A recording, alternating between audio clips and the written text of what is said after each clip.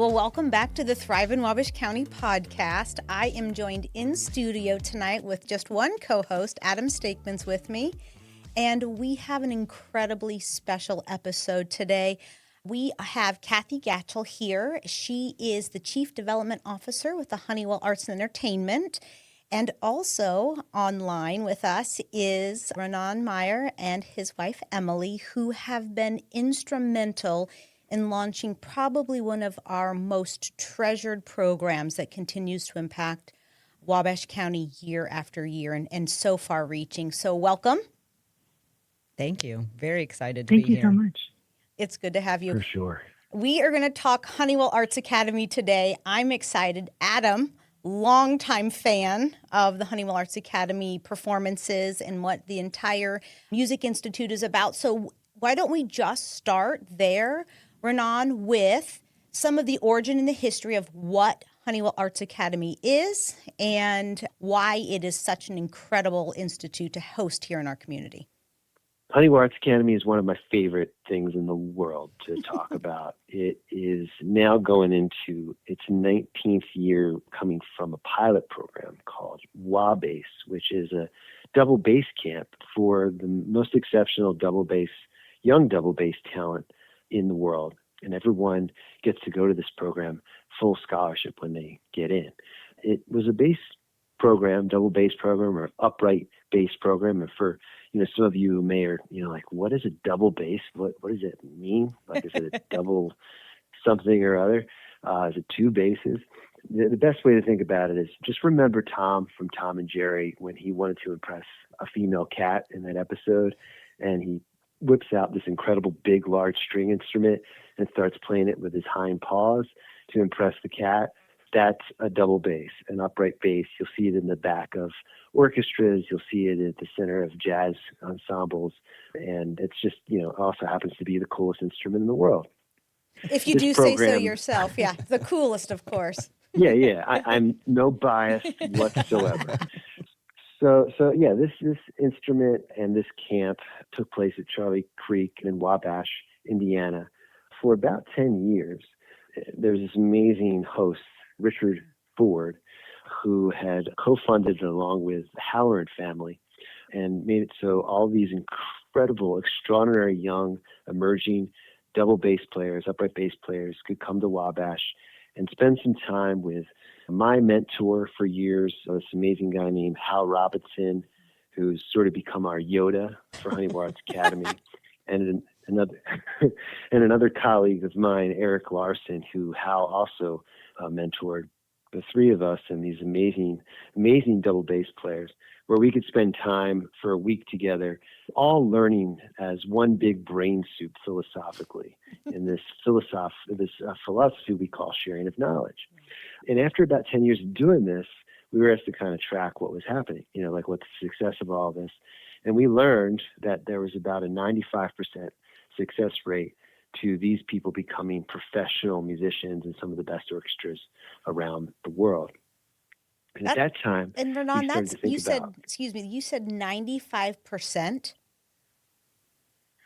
I know it's a wild number. Yeah, it's unprecedented, really. And we, the thing is we had an idea that it was having a good amount of success because, we only accept about 9 bass players every year. So we were able to stay closely connected to them. We were able to track, I would show up at an orchestra soloing with my band, Time for Three, and there would be, a person in the bass section from Wabass, and we would hang out. And then I would go to another city, and there was another bass player in the bass section.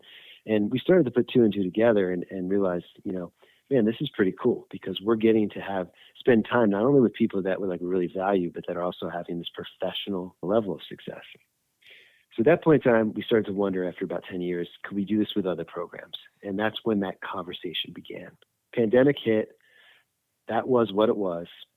Silver lining for us was it gave us a time to step back and imagine adding more programs that we could replicate to the standard of what Wabass was doing. And that's when Honeywell Arts Academy began. We're now going into our 6th year. We added a program for the pianists of the world, the exceptional pianists.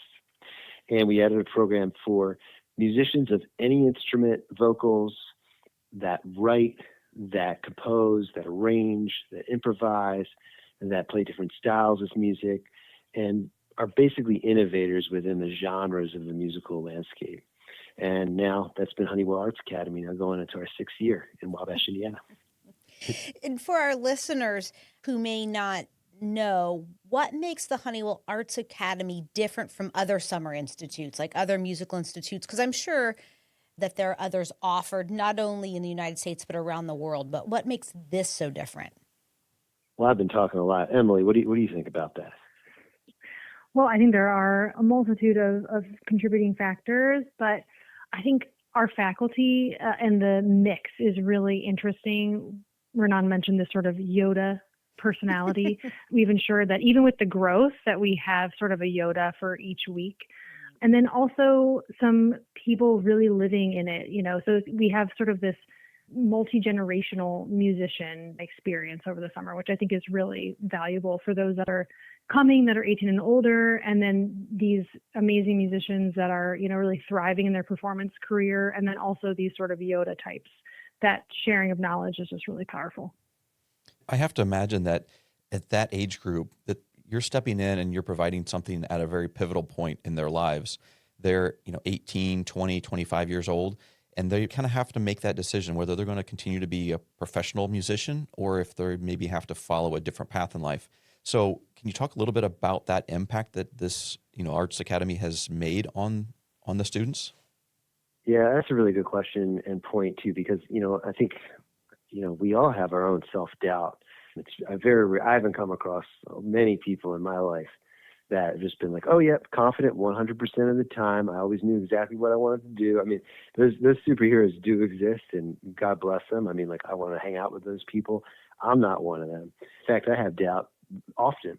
And I think it's like to share in the vulnerabilities, right? Like, we have to live together in all of it. It's not, I think other programs do this as well. But with Honeywell Arts Academy, one of our center focuses is that it's personalized and the conversation is fluid. And we spend every waking hour together. We even share our meals together. Wow. So, one day of Honeywell Arts Academy is like a year of information. It's incredibly overwhelming in a good way, where we're able to, really feed each other all of our collective experiences.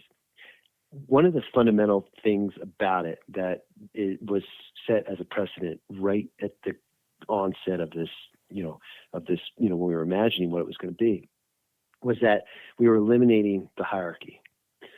That we, as professionals, as students, as everything in between, would come together and bridge. And ultimately, if you had 30 years of experience, or if you were just getting going in the professional world, or if you were a late stage college, everybody has equality. And we're all able to create a comfort zone, especially after the first day of sharing the same airspace with each other, where we have these very important conversations. We talk about performance anxiety right from the very first day when the faculty mentors show up.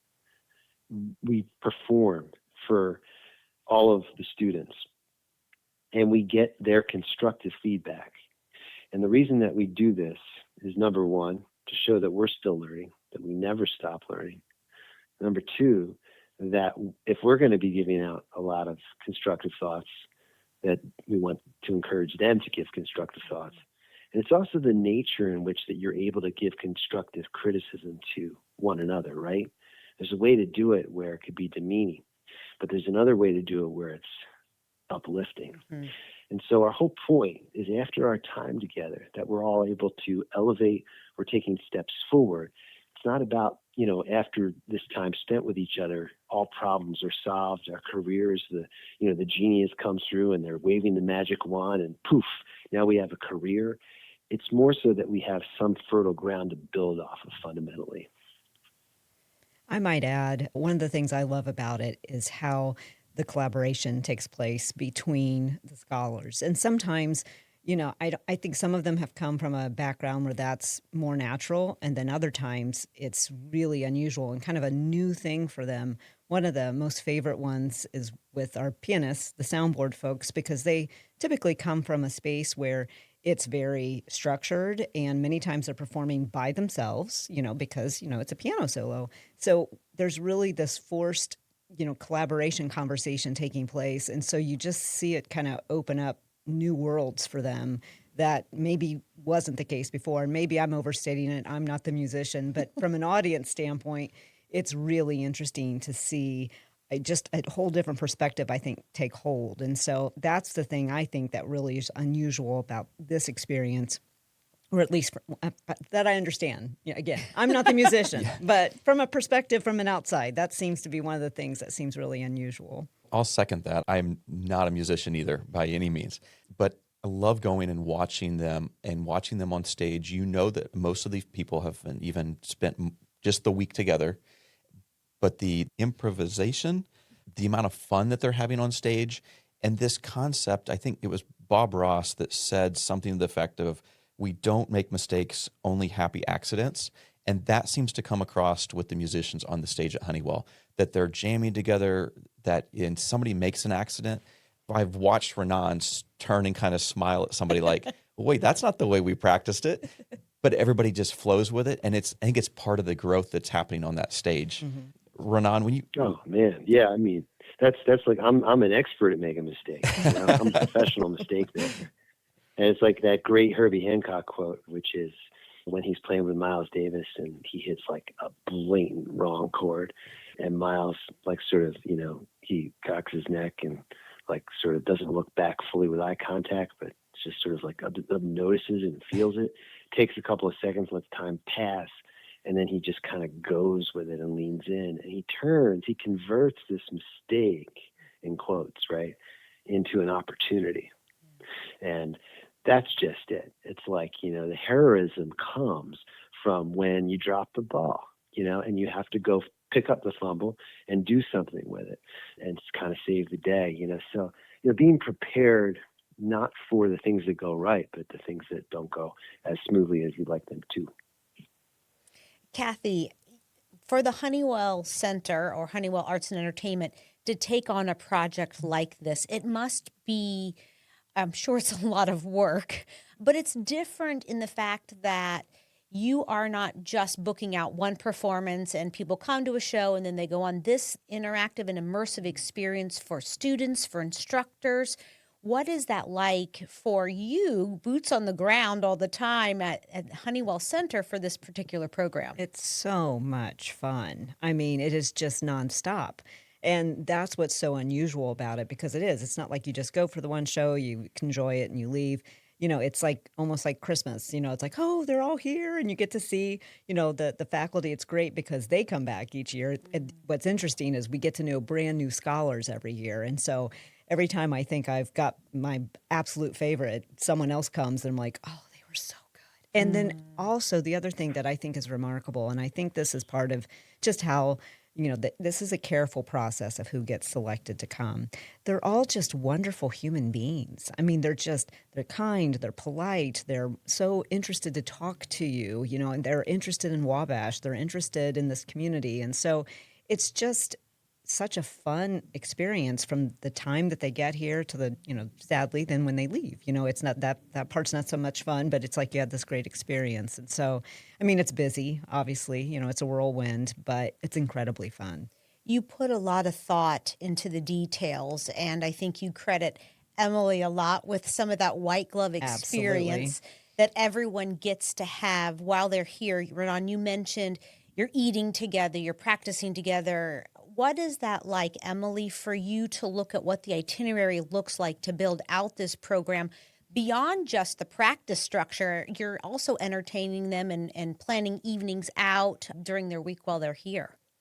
Yeah, I think, it's funny. We have a saying at Honeywell Arts Academy land that there's artist time. You really need to buffer in the opportunity to create, because you can't really put a time on that. So things are strict yet very fluid as far as timing goes. So we have like blocks of time when a multitude of things could take place. and exercises and techniques that have been perfected year over year. Ranaan mentioned earlier how the faculty right off the bat performs for the students, really kind of flipping the script and receiving feedback. So making sure that some of these guideposts that have proven to be so successful are always included, but then allowing the flexibility for, whoever is there that summer to make sure that things are unique for them as well. But yeah, I think when you bring a bunch of creative minds together, they don't really want to sleep. And so you don't have to worry about that part. They just come together and it kind of all flows from there. That's true. Yes. Yeah, they seem like, you drive through town, or I'm walking through town and you see them walking to the house that most, I think, stay in, and they are full of energy. But you may see them at 11 o'clock at night walking home. Same energy. I think if I understand it right, like they have a fob to get in and out of Eagles. Yes. So they can practice at whatever time they're inspired to practice in. And also you can be walking by the sidewalk and they may be in the lobby. They may be in the ballroom. They may be in the theater. It's like wherever that space is. And again, I'm not an artist by any means, but just wherever they feel most inspired or whatever time that is, they're just free to go and like live their best life for that week that they're here. You end up finding them at Modoc's a lot too. That's a popular destination. As soon as they find that, they're like, okay, this is where I'm going to be all week, getting my caffeine. Yeah, they got to fuel exactly. They have to fuel it. It's funny, we were chatting with an alumni yesterday who was also sharing that his favorite practice time is 1 a.m. But he was just sharing how another alumni was in town and he was showing him around where they were in Miami. And I think that something so beautiful about Wabash is that they take it with them. So what starts in Wabash doesn't end in Wabash. This community that they then lean on, this collaboration of like safe space, is just so valuable in this very digital world, And to your point, we're walking everywhere. We have kind of run of the space, which we wouldn't get if we were in a different community. So, Wabash is a really special place to these musicians, and then they take it with them all over the world, which is so special. I would be curious. First, thank you for saying that and recognizing how special this community is. And you both came on board and became so vested right away, being asked and invited as strangers at one point when you came as guests of Mr. Ford's, and choosing then all these years later to continue to support, invest your time and in these musicians right here in our community. When I hear Cathy talk about this program, and Cathy, your face lights up.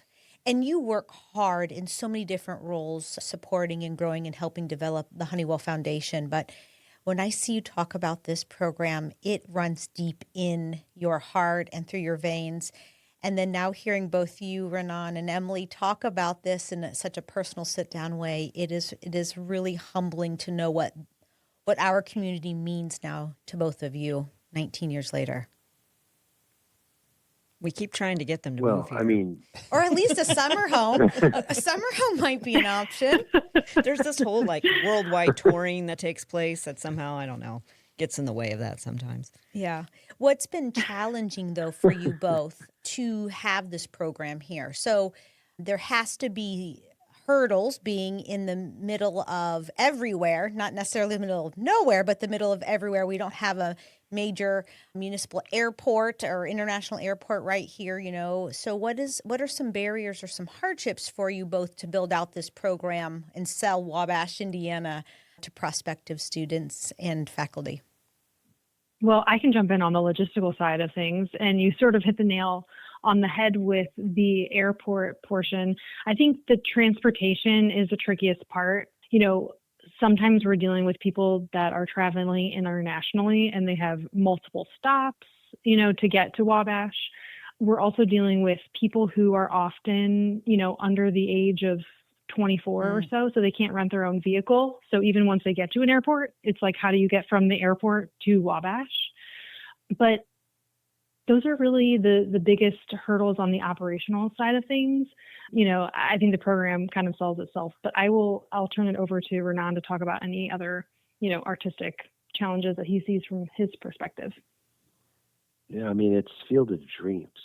you build it and they will come.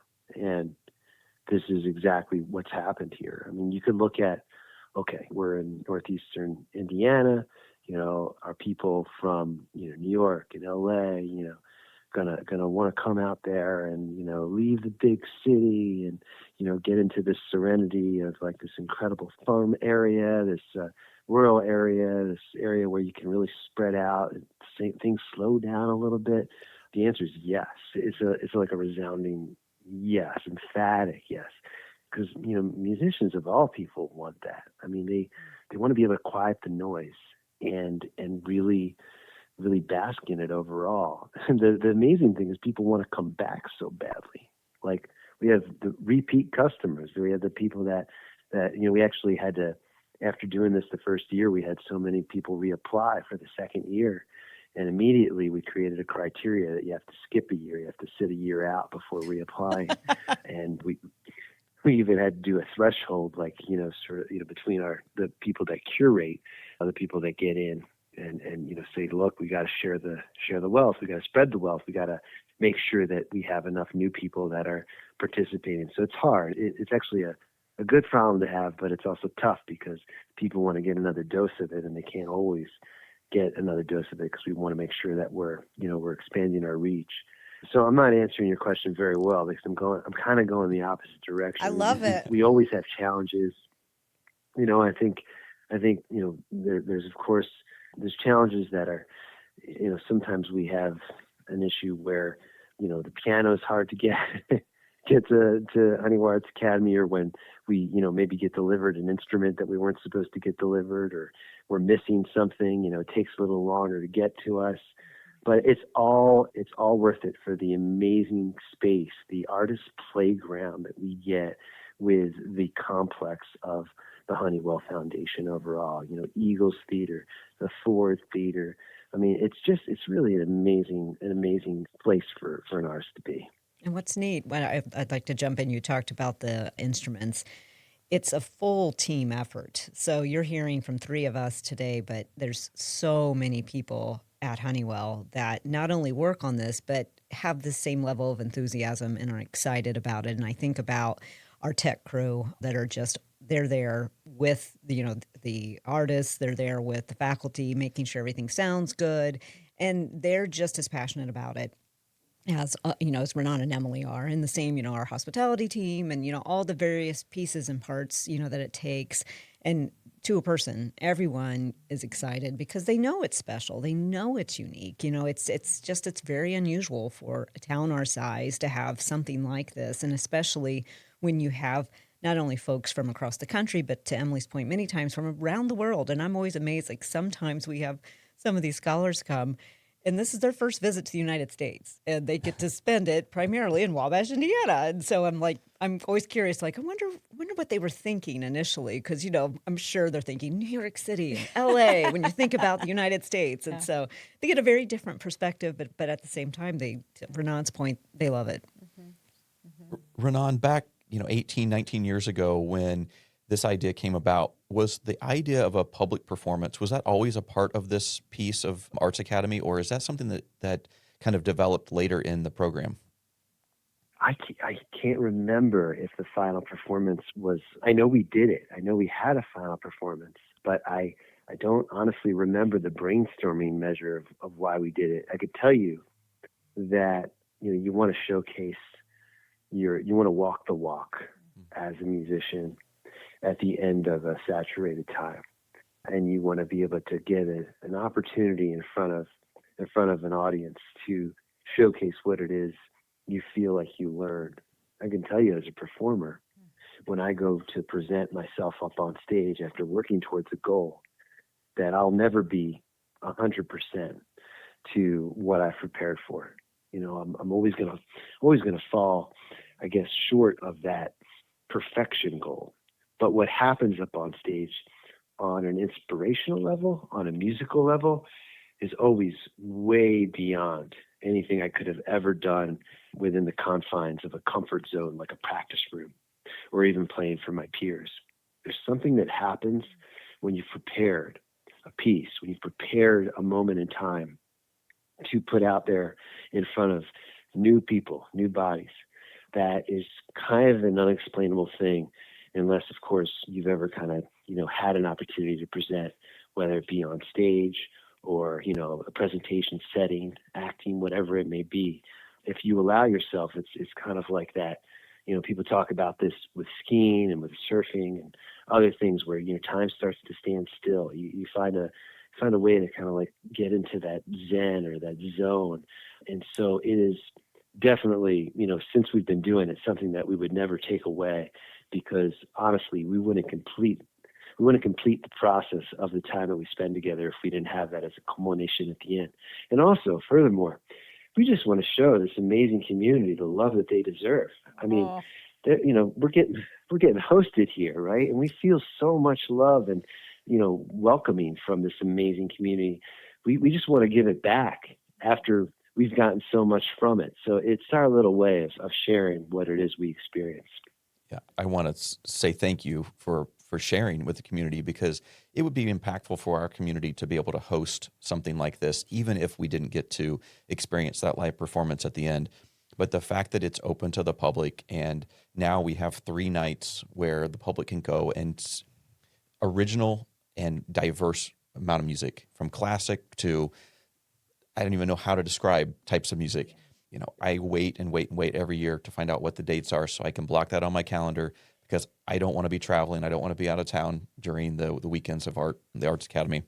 And So, the one of a kind. I mean, that's the thing. Absolutely. That's both the wonderful thing and sometimes the sad thing, because it's like, oh, I'll never get to hear that again, because it's not a recording, or like you go to a concert of a favorite performer, that they'll play that again, Yeah. and these are collaborations that may never happen again. So you really get to see something incredibly unique. And I think that's sometimes hard to kind of put your mind around when you're watching it, to understand, like, most of these, they're like kids to me, but young people, didn't know each other before. And now they're performing together and they're doing these, collaborations. And then the next day they're going on their separate ways. And they may, although what's interesting, and Ranaan mentioned this, so many of them do stay in touch. And you'll see sometimes things pop up. I try to follow some of them on social media. And then next thing I know, I'm like, oh, look, so-and-so's with so-and-so, and so it is kind of neat to see. I do think they continue to get that inspiration, well after Arts Academy. But that's one of the things that I love most, is that these are one of a kind.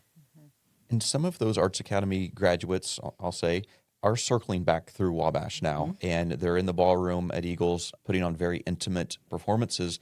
And they're also playing down at Indianapolis. Cathy, were you part of that as well? Yes. So we are at the Columbia Club, and this has been a new partnership. Last year we had 3 performances, and this year we have 5. And so then we've also had the performance at Eagles at the same time at the Parkview Ballroom. And it's such a different experience because, it's different than being in the Eagles stage. It's much more intimate. And so you get to see all the fun, like, them looking at each other. And, I'm going to brag on one of my favorite artists. I don't know if either of you got to see Astral Mixtape when they came through town, but the way they feed off of each other, and they're looking at each other, and they're like, and it's just, and they even say, like, well, that was a little different. We did it a little this. They always are improvising as they're performing. And just, I get as much enjoyment out of just watching them watch each other as they perform, as it is, like, obviously they're fantastic musicians as well. So yes, I highly encourage anyone who, if you haven't had a chance to check out those performances, we have one coming up with Warren and Flick. I believe that's our next one, and they are amazing. They've been through a few times. If you like bluegrass kind of music, even though it's not really bluegrass, I think they call themselves grassical. They really just, hit all those marks. They're great. We have linked all of that information in the show notes of this episode, so our listeners can go there and get more information, not only what's coming up, but also with those shows in the Eagles Ballroom and the Columbia Club, but also Honeywell Arts Academy coming in June. Ranaan, you tour a lot and play, in a handful of places across the country and the world. I would imagine some people who live here in Wabash might take for granted the quality of place that the Ford Theater is, that the Eagles Theater is, that the Charlie Creek Inn is, and I'm assuming some of the scholars stay at the Clarkson House. you, as a Grammy Award-winning performer, can you speak a little bit to how special and the world-class level we have here with those performing arts centers? Yeah, it's interesting because there are places that stand out when you travel as a musician, and I think that ultimately, I mean, I'm on the road maybe a little under half the year, traveling all over the world, and every time that I roll into Wabash in main town area, it's got this very like goosebumpy kind of feeling. Rolling up to the main town, to the Eagles Theater, we already talked about Modoc's, to the Charlie Creek Inn, and there's this sense of just like, oh, I'm here again. This is beautiful. This is a great feeling, and the audience also brings so much affection and wanting to have a good time. The way that they listen, the way that they take it all in, it's really special. You remember the audiences, and at this point in time, when I'm in the community and I'm performing personally, I feel like I'm performing for friends and family. It doesn't even feel like there's. I mean, there are always new people there to mix in with the people that I know, but I just feel like I know everyone when I'm up on stage. So there's this sense of wanting to do right by everyone, and it's kind of like a sense of responsibility, because ultimately, like what I tell everybody in this next generation of music making is that I'm not in the music business, I'm in the business of inspiration. Mm-hmm. And I feel like if we think of it like that, first of all, I think it takes the pressure off, because it can be a lot of pressure as a performer. But ultimately what it does is it empowers the experience to just kind of do what it needs to do at that moment in time. And so, after we're done performing, I'll have people come up and say all sorts of different things. Like, man, I really needed this tonight. I'm going through some stuff. And, sometimes they'll even go in, to what's going on in their lives. So I'll get to know, that on an intimate level. And other times just like, man, you made me laugh. That was great. We get a lot of, man, you made me cry on that one number. I usually apologize to them as a joke, but I know what they mean. Yeah. And so, when you play for the same place every year for, at least once for 18 plus years, and actually I've been coming to Wabash even before that for a year. So I guess it is already 19 and it'll be 20. So for 2 decades, you really feel like you know a place and that you belong. And it has. I mean, for Emily and I, it's become a second home. Oh, that feels good to hear. Mm-hmm. I mean, you see the work that takes place, preparing, planning to build up to that week for this community to host those guests. And so I look at the professionalism and the vision that comes out of the Honeywell Foundation to take on a project like this. And it just refills your cup when we hear you say those things, Ranaan, and it just, thank you. Thank you for seeing us. Thank you for appreciating us as a community as a whole. That means a lot. I mean that. Ranaan, are there specific moments over these last 18 years during the performance or even in the week of that really stand out to you, the way that it impacted one of your artists or yourself, or something that happened during a performance? Anything that really stands out that's memorable for you? Oh, wow. That's every year. I mean, there's so many of those moments. I think one of the many things that are inspired. I mean, we do a lot during this time. We go over to the hospital and we play in the hospital, and so we have those experiences while we're there. I think that there's a lot to be done with the healing arts. And when you're in a medical environment, and you may feel a little anxious, so it's nice to see our musicians, help the patients, feel a little more comfortable, but also the light bulb moments that the musicians have as a result of performing in that way. It's reciprocal because they will feel something special about how their music is more powerful than just working at something and teamwork, and which are also really important things. I also really, really like it when a few years back we had one of our musicians was really fighting performance anxiety and kind of even like a little scared of her shadow. And over the course of a week, we were really able to provide her with a lot of confidence. But she would get up in front of people and have trouble even like getting through the piece because her biggest obstacle was herself, her own psychology. And by the dress rehearsal, so this was like the penultimate day, she was now able to get from the beginning to the end and really make a statement. And at the concert, she surpassed all of that and just left it all on stage. And it was so powerful. You could feel the audience feeling this, her thriving, really. So when we have experiences like that, when somebody is able to almost transform. One time we had I actually think about this person a lot. I try to leave them as anonymous as possible. But we had someone that was a little more seasoned, middle road of her career come through. And there was a moment in one of our lessons where she cried. And I was trying to figure out why this was happening. And she told me because she feels like she's gone so much of her life not knowing how to put her best foot forward. And the conclusion after it was all said and done, and we got over some of the high level emotions that we were experiencing was, but now she gets to use what she's learned for the rest of her life. So think about it from that lens, and that angle. So, it's just kind of like one thing after the other. I mean, honestly, I feel like the most selfish one out of everyone because I get to do this every year. And after I come away with, I mean, really, it's like a 4-year education in 1 week. And I leave overwhelmed, just as overwhelmed as everyone else with information. And I get to apply that throughout the entire year. I have this foundation, all these tools, all from just like, some of the leading emerging students, artists of the world, but also the mentors that come through. I kind of feel like, if you guys ever hear of Michael Jordan, how he would invite all the top NBA stars to work out with him on the off season. And the joke was he was basically stealing all their moves. And that's how he was able to become like, I kind of feel like that in a way where I come away so much better as a person, as a musician.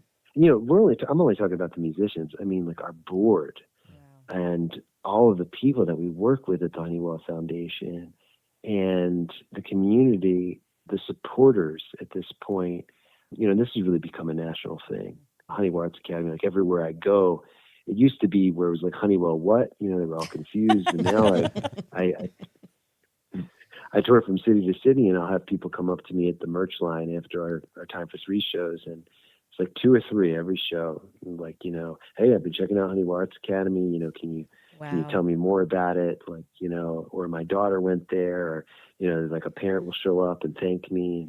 And so, now we get to be ambassadors for this program and hear about how it's impacting people.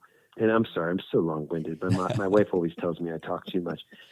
But, like think about this statistic. This is a crazy statistic. This is something that we actually just realized over the last couple of weeks, and we've put it in our materials. So out of the 500 top double bass positions in all of North America, the top tier orchestras, there's 500 bass players. We have over 100 bass players in those orchestras that have come to Honeywell Arts Academy at this point in time. That is awesome. That's 1 in 5. Right? That is awesome. So now you take all of those cities and towns around the U.S. Not only do the bass sections in those orchestras know about it, but they're all friends with the whole 100 people in that orchestra and the board of their orchestras and the conductors that come through and the administration. They know about Wabash and Honeywell Arts Academy. So it's gotten to this point now where it's here to stay. It's a movement. It's not going anywhere.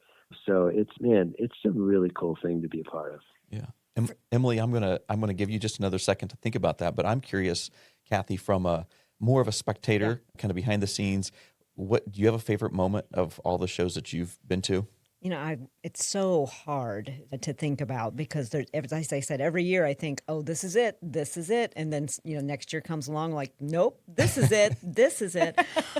I think it's watching the performers grow. And then we are so fortunate because, again, Ranaan is, as you can tell, wonderful, amazing artist.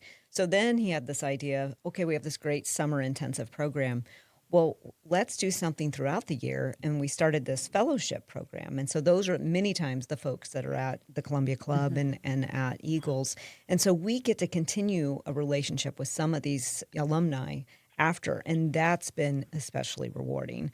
And so I know, Christine, you just recently went to the supergroup Adam one. was there too. And it's just such a special moment. And I think what was special about that is those performers don't perform together like ever, like they came together, I think Sunday, and then by Wednesday and Thursday they were performing, and they had such joy and excitement to be together and to be able to create together. And I think knowing that we facilitate that is really, really special. And so that's probably one of my favorite moments, just because they had so many poignant pieces they did. And of course, Melanie Ambler, who's in that, and her healing arts program that she does, I was able to witness some of that she does firsthand, where she goes into hospital rooms and literally works with hospice families and their patients, and then creates original pieces of music based upon her conversations. And she credits Honeywell Arts Academy as like giving her the kind of that strength and ability to do that type of improvisation. And Ranaan, I know you would be able to talk way more about that than me, but seeing that and seeing it now play out in a completely different way and providing now families, this solace after their loved one has passed away. They may get this original piece of music that she's created that embodies that person's spirit. I mean, you can't get anything bigger than that. Yes. She, very, very talented young woman, and that was one of the most moving of the shows that I've been to. Eagles. That was amazing. Yeah. Emily, any particular moment that stands out in your mind over the last few years? Yeah, I have a couple thoughts. Just reacting to the Melanie comment there too, and what attracts people to Honeywell Arts Academy. I think it's amazing how, there's not exactly a camp for someone who improvises and plays at the bedside and all these different things. And we have so many musical ambassadors that come to Honeywell Arts Academy that don't really have a place anywhere else. They're like, how do I get better at this really interesting thing that I'm doing at an intersection of music? And, Honeywell Arts Academy has really become the home for people, looking to expand their creative horizons in a multitude of ways. But I always think that I have the best role because I'm the first person to say hello to these people in Wabash. And it's so interesting to see their growth just over a few days together, a week together, because often, the shyness before they even have their instruments, before they know where they're staying, they're just kind of like, oh, I don't know anyone. And then to watch them flourish on stage at the end of the week is just the best gift. And then lastly, the community of Wabash that sits in the audience just cheering them on. Everyone there is there to celebrate them and lift them up. And as Ranaan mentioned, a lot of our artists do battle with, nerves and how to manage the stage. But Wabash is just such a wonderfully welcoming community for music. So it's not exactly one specific moment, but those are just a few highlights that I take with me.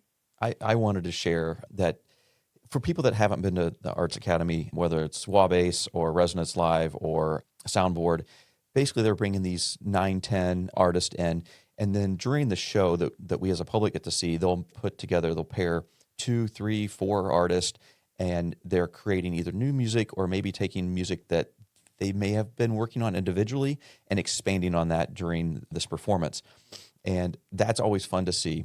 But for me, it's the closing song at every one of these events.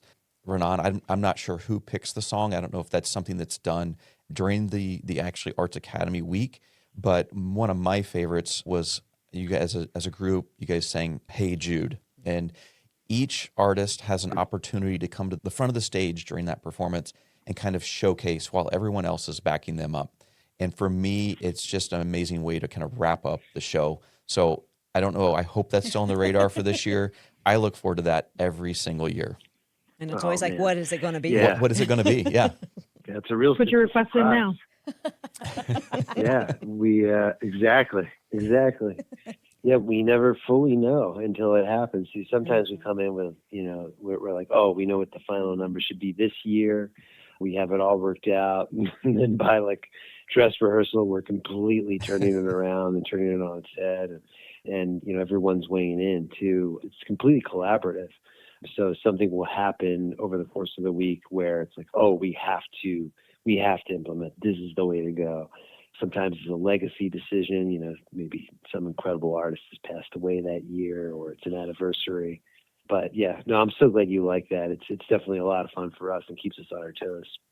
Yeah, and just watching artists play instruments in ways that we may not normally. I remember meeting you for the very first time, Ranaan, and watching you play. And you played that instrument, the double bass, like I had never seen anyone play it before. And I don't mean this in a I mean this in just the absolute best way. You were in love with your instrument in that moment. Like it was something I'd never imagined or even had experienced before.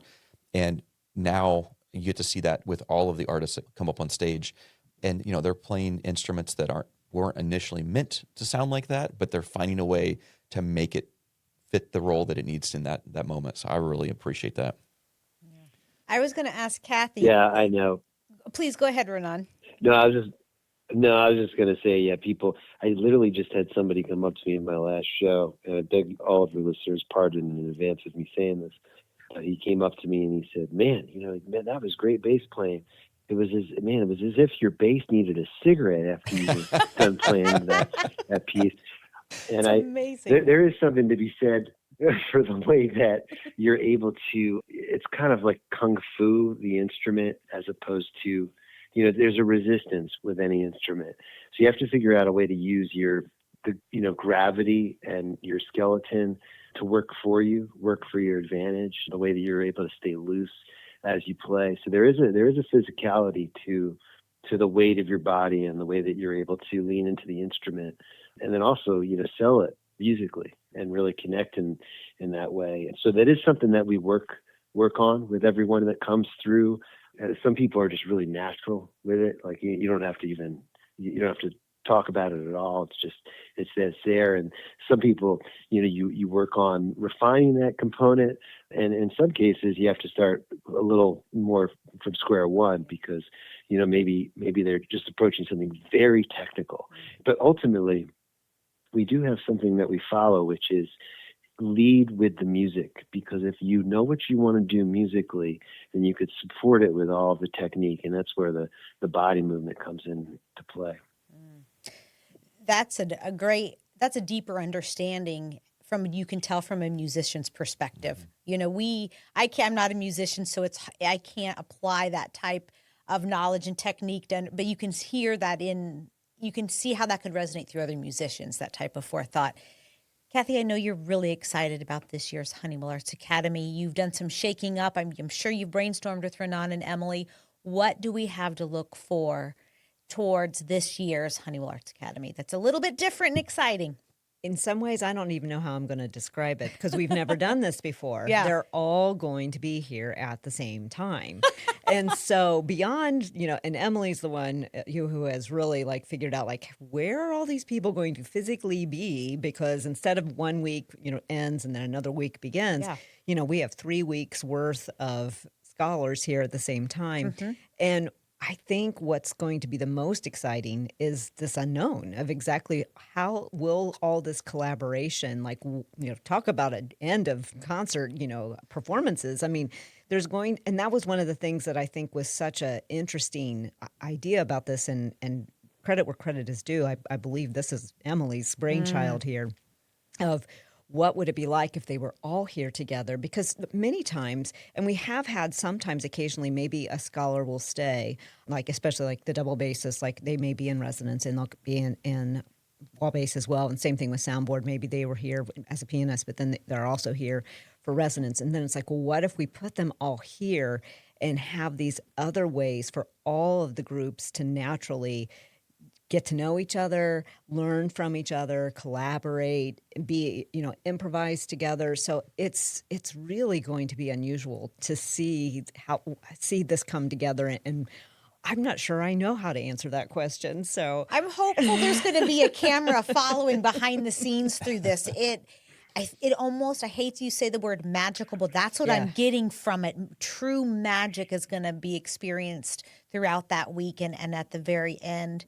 I want to take this moment to really thank all three of you for continuing to build on a program that started by an invitation. Is that right, Ranaan? A private performance from Mr. Ford, 20 years ago, and has grown into we're having the best bassists in the world come out of this program and talk about Honeywell Arts Academy. Thank you, all three of you, so very much for the work that you pour into just this one program. Well, thanks for having us here. Thank you. Yeah. And I do want to kind of underscore something Ranaan said earlier. You're talking to three of us, but there is such a legion of support behind it. We have an amazing board of directors. Obviously Todd at Honeywell has been extremely important to this process and a strategic leader that he is. And then, of course, all of the amazing supporters. This is full scholarship. And so that only happens because we receive wonderful contributions from really across the country. And so it's just... It's great to be here to be the representative today, but man, it takes a whole army of folks to make this happen. Please share our appreciation outwardly too, because I know that you've also gained some supporting relationships that are learning about this community because of the Honeywell Arts Academy and that are investing in this program, which in turn is investing back here into Wabash County. Any other thoughts, Adam? Well, I would just like to say to our listeners, if you haven't been to a Honeywell Arts Academy show, you're not sure what to expect. You're just like I was 18 years ago when I went to my first one. I didn't grow up in the music scene, and so I went into that day not knowing what I was going to experience. But you can see the passion from the musicians, and somebody said it earlier, it's not like you're going to go see a performance that's been done over and over and over again. You're getting to see probably a performance that's going to be done one time and then maybe never again. And so go into it with an open mind. But like Christine said, in our show notes, there'll be a link to the Honeywell Arts Academy. And tickets are, in my mind, very inexpensive for what you're getting, a world-class Arts Academy program.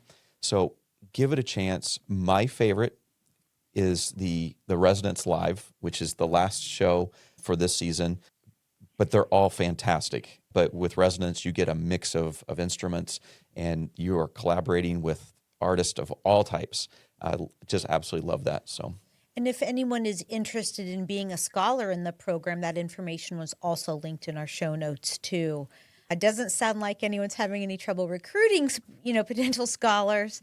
But the Honeywell Arts Academy is another example of the way Wabash County continues to pour back into itself, into artists, into musicians in a visionary way, leading the charge in something in a community where it's really unexpected. We say this a lot here in the studio.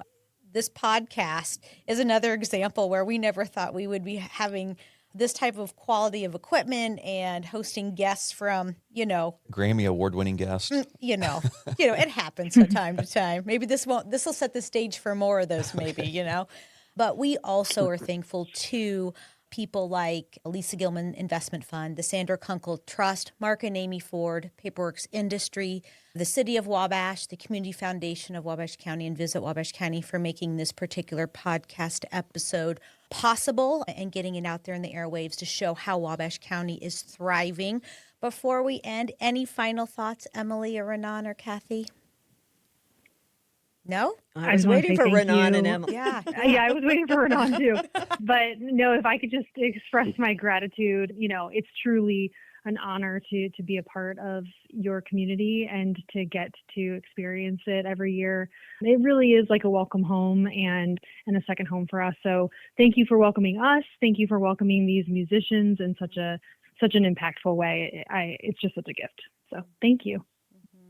Yeah, I'd echo all of that too, and just say that it's incredible that we get to do this, to have this opportunity with you, because when we do something that's focused around the area for all the people that are listening right now, we're excited to share this year with you. And it is going to be a special one because for those of you who have experienced these shows, we weren't able to take somebody from soundboard who played the piano and have them experience playing with somebody from Wabass as a bass player, or have somebody from Resonance find their way into working with somebody from the piano program. So as far as what ends up on stage, from the 11th, 12th, and 13th of June, when we do our performances, there's a lot of unknown right now. So if you like the performances from years past, there's going to be an opportunity to even step it up this time around. So looking forward to sharing that with all of you. The only thing I will say, and you mentioned it, Christine, so I just wanted to build a little bit. You talked about being a visionary.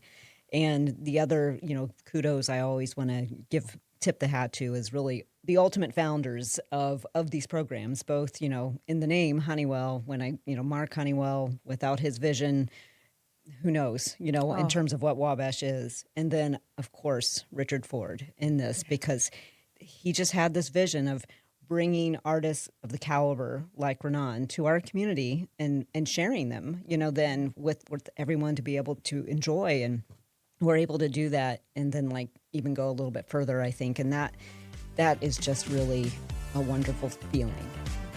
Thank you for that. Well, we definitely appreciate the work you pour into it. We are looking forward to attending those performances ourselves. And so until next time, I'm Christine Floor. I'm Adam Stakeman. And this is Thrive in Wabash County.